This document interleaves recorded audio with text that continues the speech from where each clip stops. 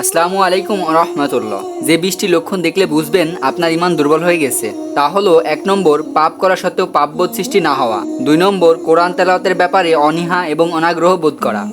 3 নম্বর, ভালো কাজে আলসেমি বোধ হওয়া বা ঢিলেমি করা, যেমন নির্ধারিত সময় সালাত আদায় না করা।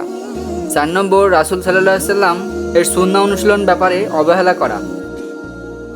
5 নম্বর, খামখেয়ালি মেজাজ, যেমন সামান্য বিষয়ে তুলকামাল করে ফেলা বা মেজাজ সবসময় খিটখিটে হয়ে থাকা। 6 নম্বর, কোরআন তেলাওয়াত শুনেও বিশেষ করে পাপের জন্য শাস্তি কিংবা সৎ কাজের জন্য পুরস্কার কথা বলা হয়েছে এমন আয়াতগুলো শুনেও হৃদয়ে কোনো রকম প্রভাব বা অনুভূতি তৈরি না হওয়া। 7 নম্বর, আল্লাহ রাব্বুল আলামিনের স্মরণ থেকে বিমুখ হওয়া এবং তাকে স্মরণ করা কঠিন মনে হওয়া।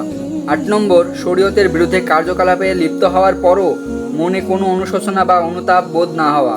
9 নম্বর, ধন সম্পদ, প্রভাব প্রতিপত্তি এবং সামাজিক অবস্থান ইত্যাদি সব কিছুর পেছনে সারাক্ষণ ছুটে চলা।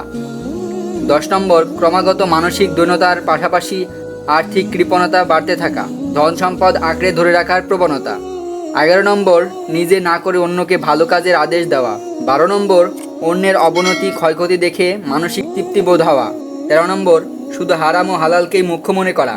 যেসব বিষয়ে মাকরু অপছন্দনীয় সেগুলোর দিকেও ভ্রুক্ষেপণ না করা।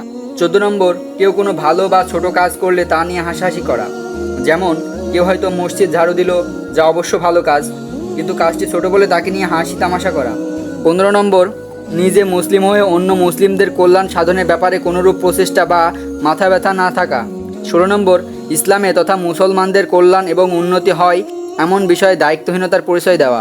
17 নম্বর, বিপদে ধৈর্য ধারণ করতে না পারা, যেমন কেউ মারা গেলে উচ্চস্বরে বুক চাপড়িয়ে কান্নাকাটি করা।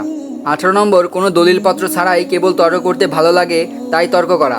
19 নম্বর, দুনিয়ার মোহে অন্ধ হয়ে যাওয়া। এর একটি লক্ষণ হলো পার্থিব কোনো কিছুর ক্ষতি হলেই মানসিকভাবে ভেঙে পড়া। 20 নম্বর, সবসময় নিজেকে নিয়ে ব্যস্ত থাকা, নিজের স্বার্থসিদ্ধির জন্য শুধু বেঁচে থাকা, চরম আত্মকেন্দ্রিক জীবনযাপন করা। মহান আল্লাহ তাআলা আমাদের ইমানকে মজবুত করে দিন, আমিন।